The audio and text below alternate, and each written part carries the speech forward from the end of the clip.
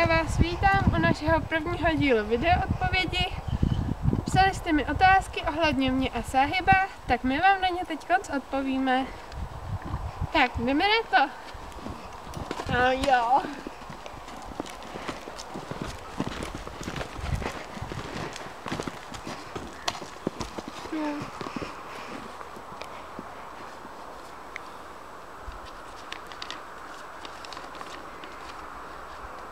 Takže první otázka byla, jaký je Sáhib plemeno.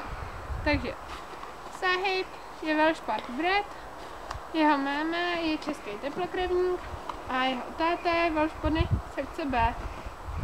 Tak, druhá otázka. Jezdíš parkour?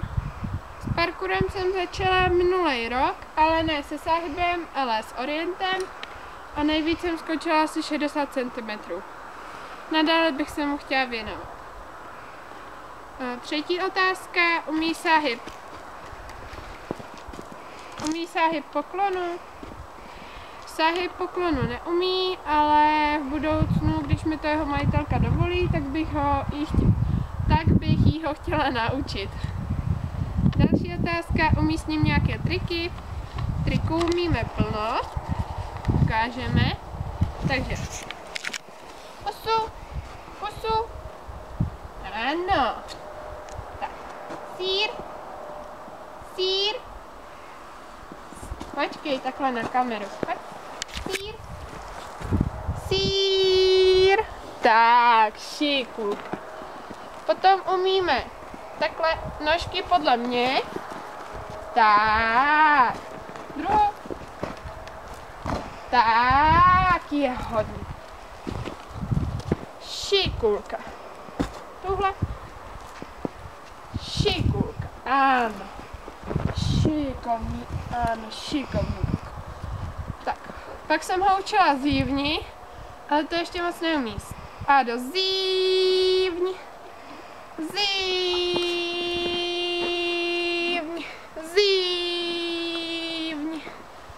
A do zívni. Ne, tak to nám asi teď konc neukáže. No. Zívni. Neukáže. Tak nic. No. Zívni. Ano. Šikovný. Tak nakonec zívnul, i když ne na povel, ale takhle ho to učím, no. Tak. Jsou naše cirkusové kousky. Pak umí taky kopat do míče. No. Tak. Další otázka. Co považuješ za váš největší úspěch? No. Tak za náš největší úspěch považuji asi každičký pokrok. Od toho, kdy se naučil hezky chodit na vodítku, až přes to, že hezky stojí při čištění, tak po ty cirkusové kousky i prostě každý maličkatej pokrok mi udělá velkou radost. Takže asi tak. Jak si dopadla s tím pronájmem Sáhiba, no, tak já jsem taková, že se stydím, takže jsem se na to ještě jeho majitelky nezeptala, no, ale pak vám dám vědět. Takže, jak dlouho jezdím? Jezdím asi 8 let, ale předtím to bylo takový to ježdění, jakože různě po kolotočích, jak byli poníci a tak. Asi 2 roky jezdím pořádně, ale předtím jsem jezdila taky rok pořádně. Od vlastně mých 8 let jezdím na koňský tábor. Ano. Teda teď už na něj nejezdím, jo? Takže mám Sáhiba, že jo? No. Jezdíš Anglii?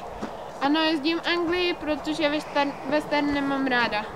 Jako nic proti němu nemám, ale nelíbí se mi. Je to tvůj kůň, tak Sáhib není můj, i když bych si strašně přála, aby byl můj, ale můj není. No, teď cívá pořád, no.